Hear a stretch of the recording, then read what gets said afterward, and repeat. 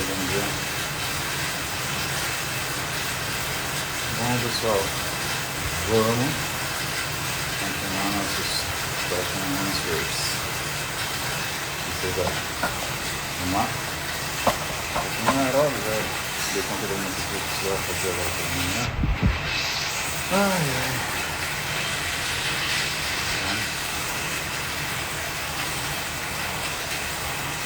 Então você já tá acordado já. Ai, ai.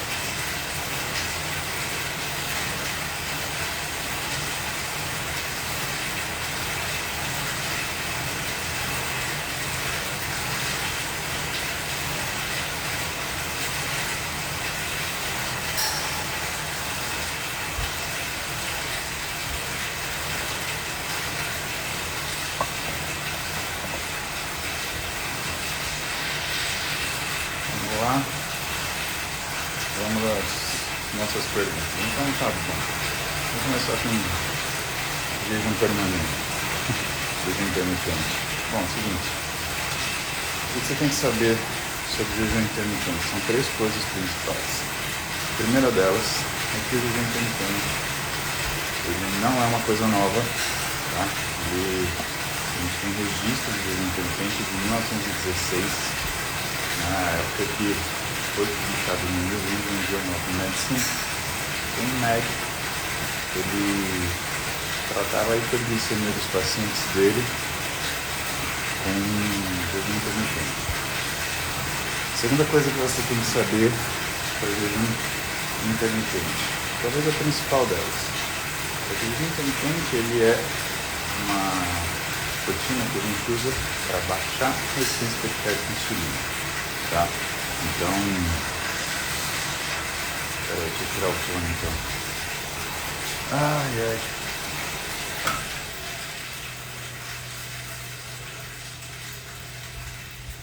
Vou trocar o fone, peraí.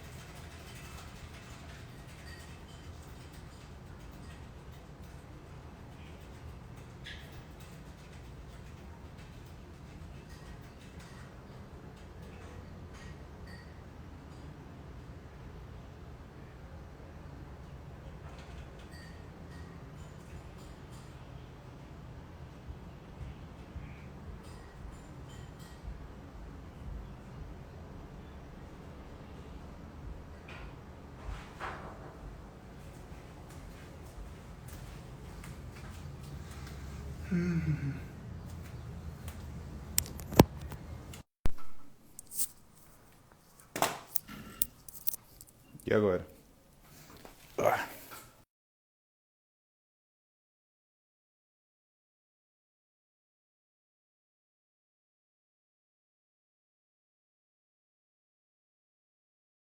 Estão ouvindo agora?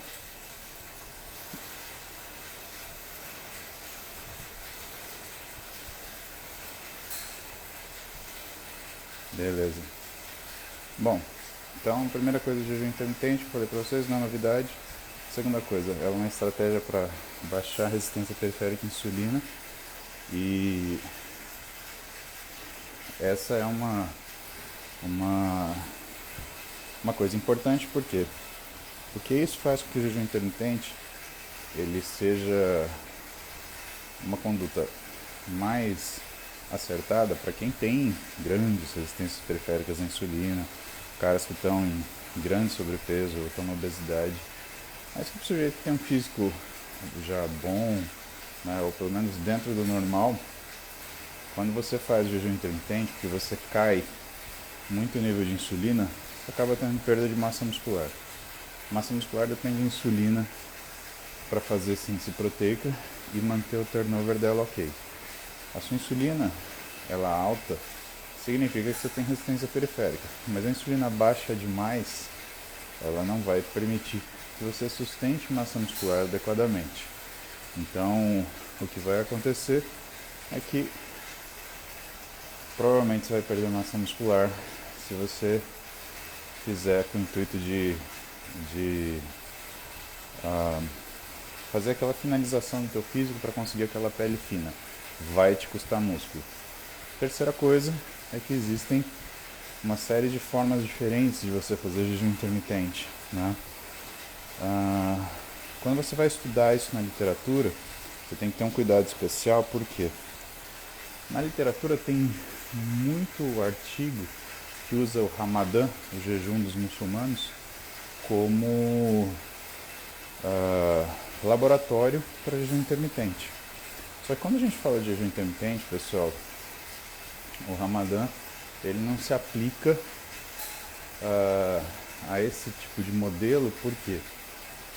Porque o Ramadã ele não é fixo, você não tem horários fixos de jejum intermitente, e porque por ser religioso você tem 2 refeições que são culturais feitas e de grande volume de comida, que é o café da manhã, o de jejum antes do sol nascer, e o Ishtar, que é como se fosse o jantar, logo que o sol se põe. Então o que acaba acontecendo é que isso interfere no resultado geral. E os outros esquemas, eles têm desde você se alimentar dia sim, dia não, até você fazer o que a gente chama de time restricted, que é fixar uma janela de alimentação onde você vai consumir os nutrientes que estão lá descritos no seu dia, tá? Então, esse é o lance do jejum intermitente. Você não pode se enganar, porque muita gente fala como se fosse uma coisa que resolve tudo. Não é, né? Ele vai te cobrar um preço, normalmente esse preço é em massa muscular, e o estilo de organização que você fizer, ele vai influenciar muito no resultado que você tem. Às vezes, tá? Pode ser que um jejum 16/8 para você, 16 horas de jejum para 8 de realimentação, ele funcione bem. Só que, às vezes, a janela de alimentação ficando das 6 da manhã às 2 da tarde seja melhor do que a janela de alimentação que você tem das 2 da tarde às 10 da noite. E faz sentido, né? Se você for pensar, um monte de gente faz jejum intermitente.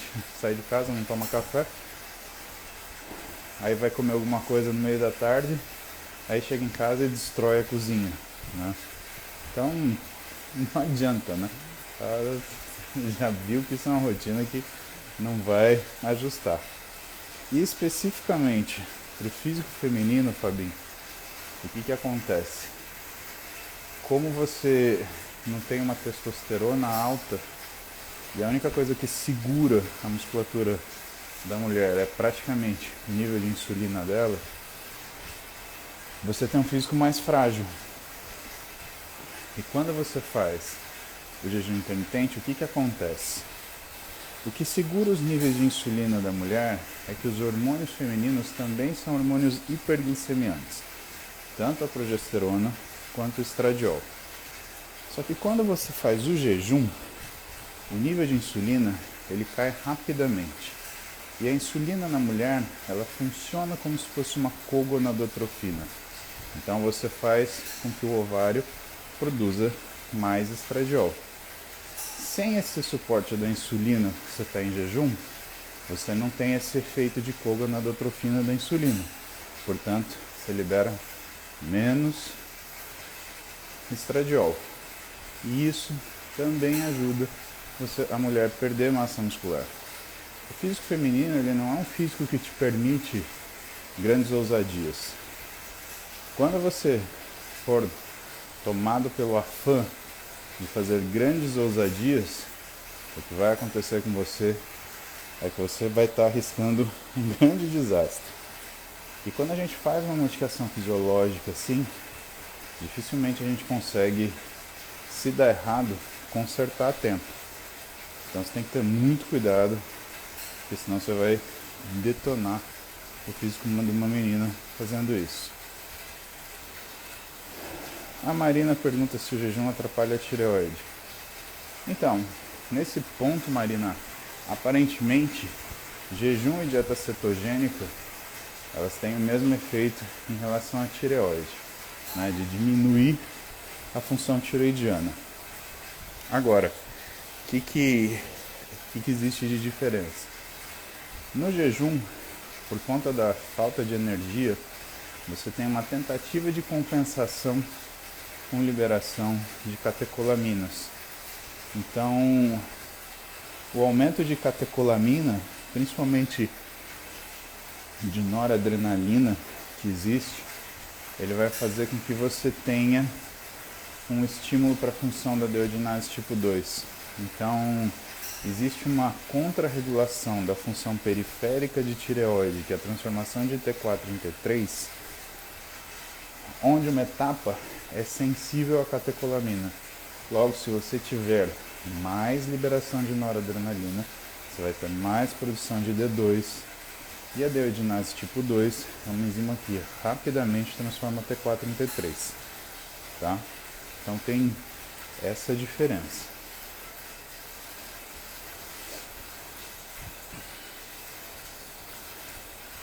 Esse é um tema legal que eu gosto de falar porque é um tabu, né? Muita gente fala assim, eu treino em jejum e eu me sinto bem, como se fosse errado treinar em jejum. Eu tô vendo aí BJJ, né? Fica a dúvida. Você treina em jejum Brazilian Jiu-Jitsu ou a musculação? Tanto faz, na verdade. Porque o que interessa? Interessa as refeições que você fez antes de 4 horas do treino. Por quê? Porque para você fazer glicogênio, você demora pelo menos 4 horas. E diferente do que vocês possam imaginar, a gente não usa glicose para treinar. O músculo, ele usa glicogênio, ele usa o estoque dele de glicogênio. Então, aquilo que você come antes do treino não faz a menor diferença.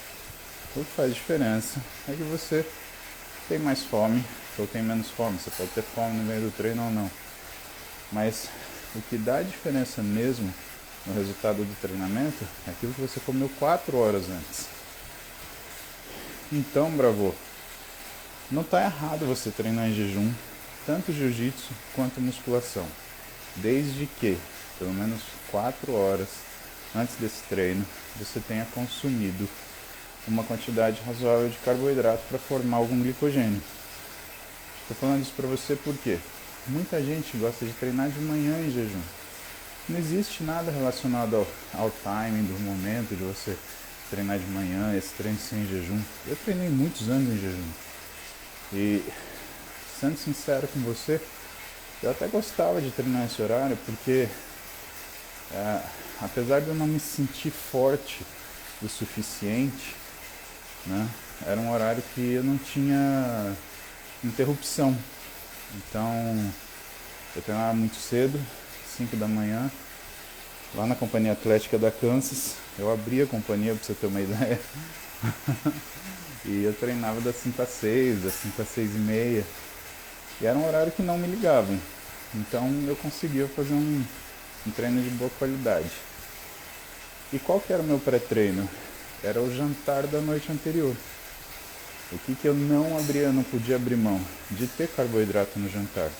Então eu comia carboidrato na minha última refeição, que era 10, 11 horas da noite anterior.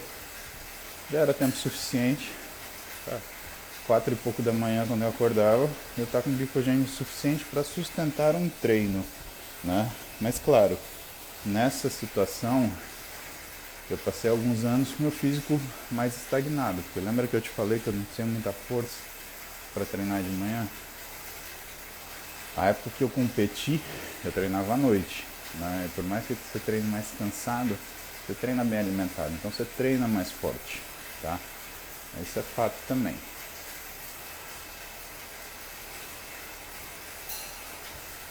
Então não se preocupa com isso em relação a você treinar em jejum se é uma coisa errada. Não é errada, né? A gente chama duas coisas, né? Você tem o jejum metabólico, você tem o jejum gástrico. Quando você come alguma coisa, você está sem comer de manhã, você quebrou o jejum gástrico, mas você não quebrou o jejum metabólico. Quanto tempo você demora para você conseguir absorver aquele alimento. Só para ele passar pelo estômago, se ele for a coisa mais rápida do mundo de digerir, a gente está falando aí mais ou menos 40 minutos, 50 minutos, que é o tempo de um whey protein. Imagina uma refeição sólida. A gente estima que uma refeição sólida ela demora de 3 a 4 horas para fazer sua absorção. Então falar que você comeu, que você quebrou o jejum, gástrico é verdade, mas você não tem energia para fazer nada, né, antes desse alimento conseguir ser absorvido. Tá? Fica tranquilo, faz do jeito que você gosta. Tem uma coisa com o exercício que é: o melhor desempenho muitas vezes não são nos momentos ideais, e sim nos momentos que são ideais para você, quando você mais se sente bem fazer. Eu posso dizer porque eu já treinei das 2 às 3 da manhã, eu já treinei das 5 às 6, eu já treinei em todos os horários possíveis que você imagina. Hoje eu treino das 9 às 10. Eu fiz essa mudança na minha vida porque eu realmente não estava conseguindo sustentar um treino às 6 da manhã. Eu comecei a perder muita força. Aí não começou a ficar legal, tá? Então lembra disso pra ti.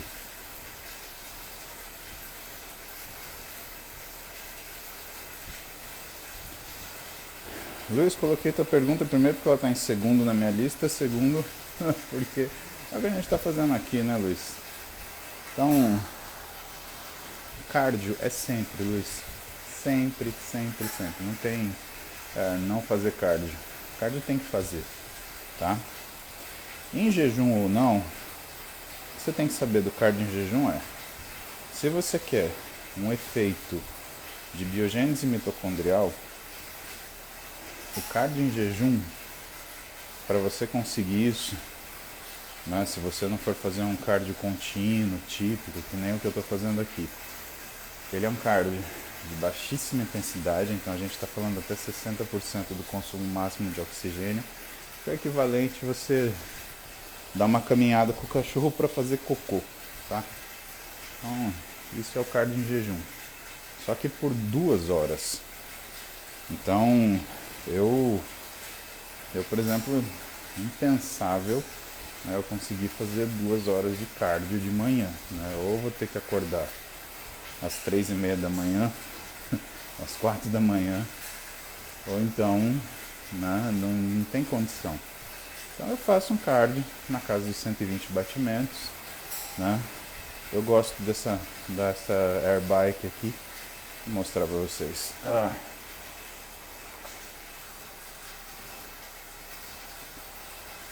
Eu uso uma air bike, que eu quebrei o visor, né? Foi uma pequena cagadinha. Olha a casa dos meus gatos ali. E hoje é o instrumento que eu uso para isso. O que eu gosto dela? Como ela tem essas duas manetes de puxador, o que eu acho bacana é que me dá uma... Eu faço remadinha nela.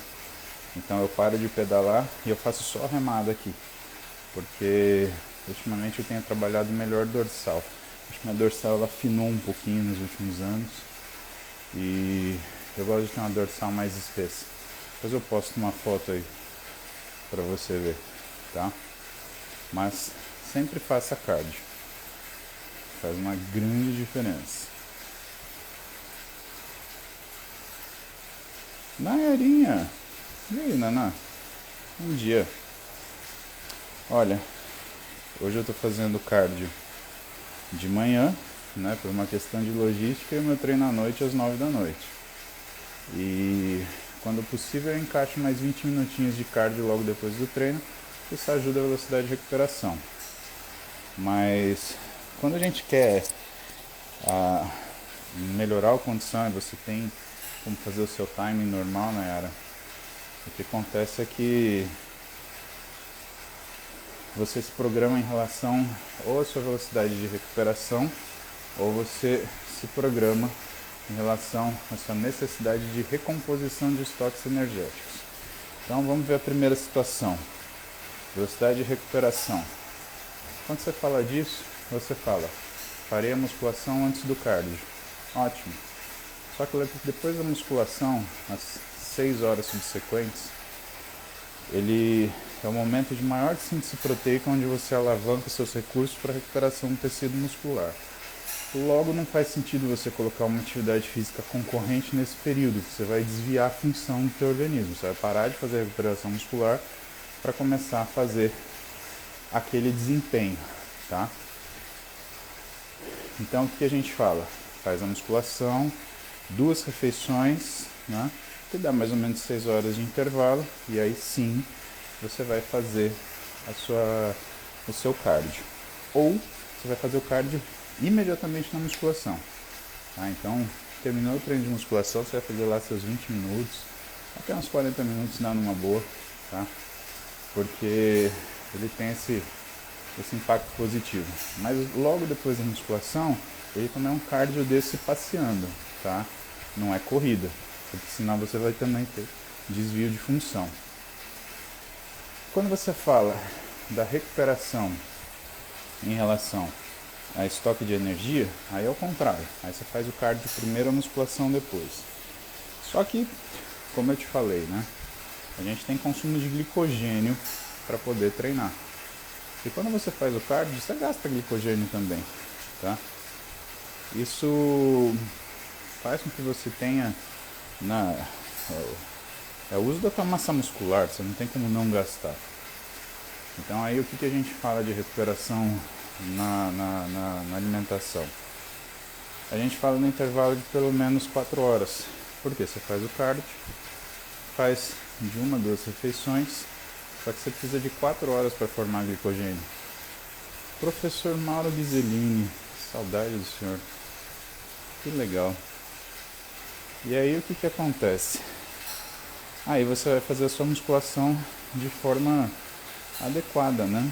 Que é com glicogênio suficiente para que você tenha algum desempenho. Lembra que o resultado que você faz é proporcional ao trabalho que você executa.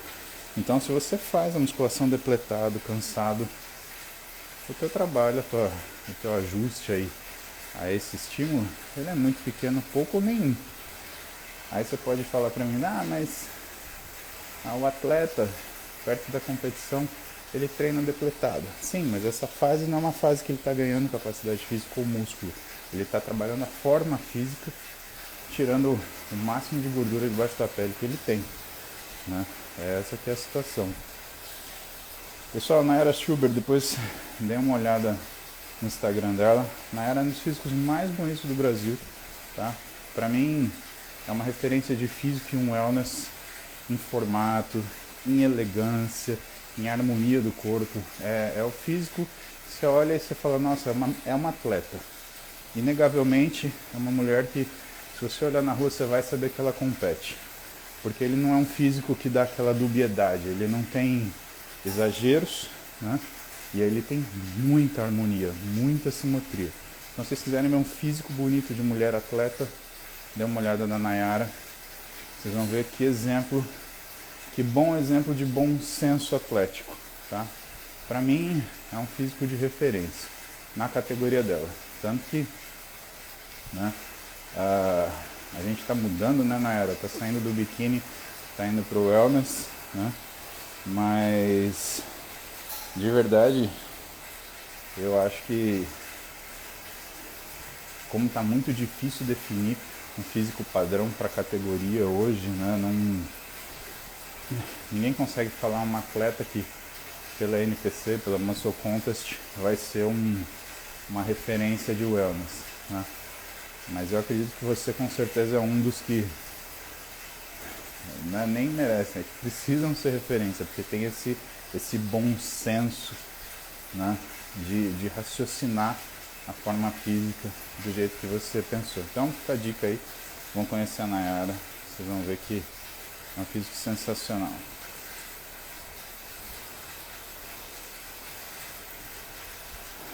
Vamos responder essa pergunta do Igor.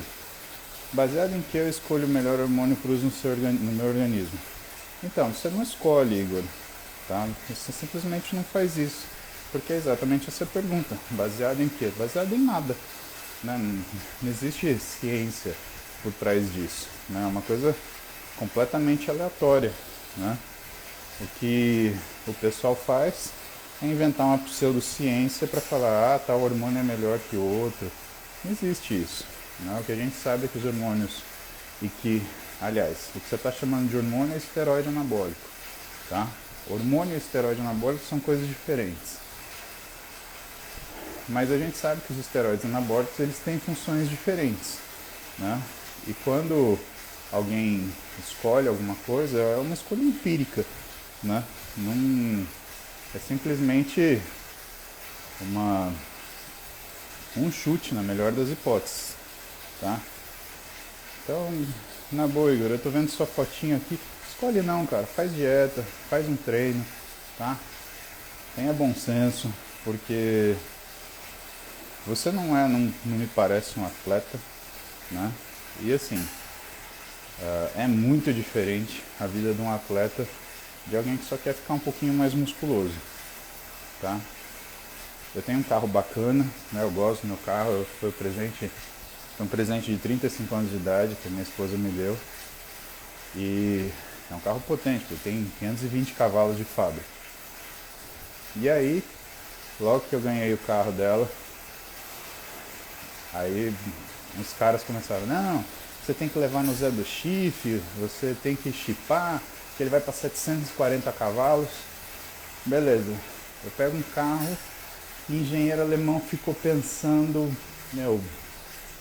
puta tempo para fazer o melhor motor possível. Já tem 520 cavalos que não uso no dia a dia. O que eu vou fazer para botar 740? Se der pau no motor de um carro de 520 cavalos, quantos que custa para você resolver uma merda dessa? Então você tem que pensar nisso. Por quê? Porque às vezes você tem um físico que faz exatamente aquilo que você faz para tê-lo. Tá? Você toma o seu sorvete, você inventa a tua saída de noite, você fala, hoje é dia do lixo, você faz aquele treino meia boca de perna, né? E é o físico que você merece. Porque a gente tem o físico que a gente merece, isso é fato. Tá? A gente pode até achar que a gente merece mais, mas a gente tem o físico que a gente merece. Tá? E aí você vai fazer uso do esteroide achando que ele vai mudar o seu físico. Você vai ter só colateral. O que muda o físico é você ajustar o treino. Eu explico tudo isso para vocês toda vez. O esteroide é uma coisa que você não usa para mudar o físico, você usa para mudar a quantidade e capacidade de treino. Então, quando uma pessoa senta na minha frente e fala assim, eu gostaria de usar um esteroide anabolizante. Eu falei, legal, você quer passar de 1 hora de treino para 2 horas? Não, jamais, eu não tenho tempo para isso, eu quero uma coisa que me dê um resultado rápido. Resultado rápido, né? Você pode tomar uma droga, alucinar e se olhar no espelho, isso é um resultado rápido, né? Mas aí é um alucinógeno, não um esteroide. Não existe resultado rápido, nem com esteroide, tá? O que existe é o bom senso daquilo que você quer fazer. Então, quando eu pergunto imediatamente para a pessoa, porque é isso que acontece, você aumenta a quantidade de trabalho, tá? Então, o que você tem que pensar, Igor? Vou te dar agora, tá? Não é esculacho, não é porra nenhuma disso. Tô te falando para você não perder tempo. Senão você vai ficar aqueles cara que entra ciclo, sai de ciclo e nem parece que treina. Você fala, você treina mesmo? Então, para você encurtar esse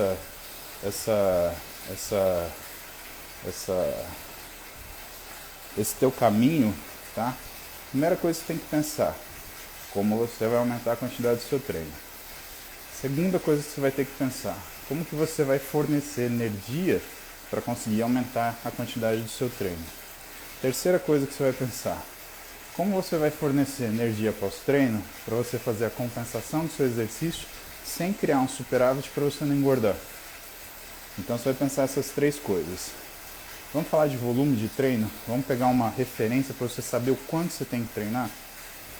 Um atleta experiente, ele treina, em média, 35 a 40 séries por segmento. Eu já vi N atletas profissionais treinando. É isso que eles treinam. Então, quando a gente fala 40 séries, é como se você fizesse 10 exercícios, 4 séries cada um. Isso são 40 séries. Então você vê, é isso que esses caras treinam. Só que qual o problema? Não adianta você amanhã querer fazer 40 séries. O teu corpo, ele precisa de uma adaptação progressiva. Então o que você tem que fazer? Você tem que aumentar isso da forma que você consegue, tá? Então hoje você faz quantos exercícios para peitoral, por exemplo, quando você vai treinar peitoral? 4 exercícios? Legal.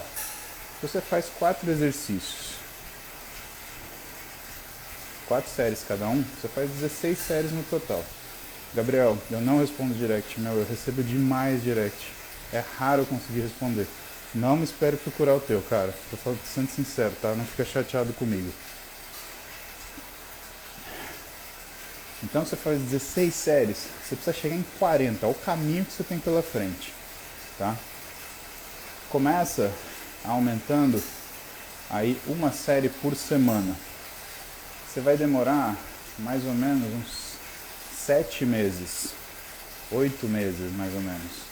Não, vamos fazer essa conta direito. Você treina 16, você precisa fazer mais 24. 24 são 24 semanas se você aumentar uma série por semana. Uma série por semana em 24 semanas, um mês tem 4 semanas e meia, mais ou menos 6 meses, né? Como tem essa meia semana aí que sobra, então vamos botar aí 8 meses. Quanto tempo demora para o corpo ele ajustar um treinamento? Ao redor de 10 a 12 semanas. Se ajustando em 10 a 12 semanas, em 24 semanas, então, você tem justamente 2 períodos de treinamento. Dá para você trocar de treino 2 vezes, tá? Que é a média que você demora o seu físico para ver o seu físico reagir. Faz isso. Cara, isso eu tenho mais certeza para te falar que isso vai dar resultado do que eu falar para você como é que você escolhe o hormônio que você vai tomar. Por quê? Porque é imprevisível. Qualquer esteroide anabolizante, ele aumenta a resistência periférica à insulina. Se você tiver um surto de um salto de resistência periférica à insulina, além de você não ganhar músculo, você perde. Você vai engrossar a pele, você vai reter líquido. Pior resultado possível. É aquele cara que você olha, eu pelo menos estou acostumado a olhar falando, esse daí não junta lé com cré. E o pior é que ele acha que ele está abafando, né? A gente chama isso de fordo, forte e gordo. Assim que você quer ser visto. Então não se engane. Faz uma coisa que a chance de você ter sucesso é maior. Faz essa programação que eu te falei. Aumenta aí uma série por semana nos próximos 6 meses. Chega a um treino de 40 séries para você entender qual que é a demanda de um cara que tem um físico diferenciado. Experimenta essa sensação, vê se isso é para você. Você tem que pensar em esteroide quando você quer ir acima disso. Até você chegar nisso, é igual o cara que virou para mim e falou que eu tinha que botar um chip no meu carro para ter 740 cavalos, tá? Legal, o que eu vou fazer com 740 cavalos num carro mexido? E se o carro dá pau? Eu vou levar lá na Porsche, o cara vai olhar para mim e vai falar, cara, na boa, você compra uma Porsche Panamera Turbo, aí você vem e bota uma merda de um chip, esse carro tem 520 cavalos, você é piloto, você não usa nem os 520 cavalos, se bobear você usa 100 cavalos. O que você fez essa bosta aqui? Ó, tá aqui a conta, ficou 150 pau para consertar. Aí você põe lá um chip de 5 contos, você tem que gastar 150 pau, você fudeu o motor do seu carro. Faz o menor sentido, você entendeu? Falei com carinho, tá bom? Não quis te dar um esculacho, não quis ser estúpido. Eu sei que às vezes eu pareço, né? Porque eu sou meio grosseirão mesmo. Mas é que eu quero encurtar o tempo que você demora para fazer as coisas, tá? Eu não acho legal você gastar mais tempo do que você precisa. Caralho, são 7h50, a gente aqui trocando ideia, eu preciso trabalhar. E lá. Na verdade, será que dá pra mostrar? É isso que eu faço aqui, ó. Que eu faço a remadinha. Tá vendo aqui, ó? Eu solto, aí eu faço só com o braço aqui, ó. Aí é só dorsal. É o que eu tô fazendo. Pessoal, então, tempo é isso. Preciso ir trabalhar. A gente conversa mais aí durante a semana, tá bom? Então a gente tem chip de testosterona, é comparável, comparável. A gente tem aí de manhã, na hora do almoço para bater papo, a gente vai falando. E a verdade é verdade, você pode até não gostar, mas a gente tem que seguir aquilo pra gente não se decepcionar, tá bom? Igor da Silva, um abraço pra você, meu amigo, tá? Porque eu te falei é com carinho, tá bom? Eu cobro R$ 1.800 pra falar isso com uma pessoa no meu consultório, pra você falei de grátis aqui, beleza? Não perde seu tempo, faz o que tem que fazer. Beijão pra você, a gente espero que vocês tenham um ótimo dia aí.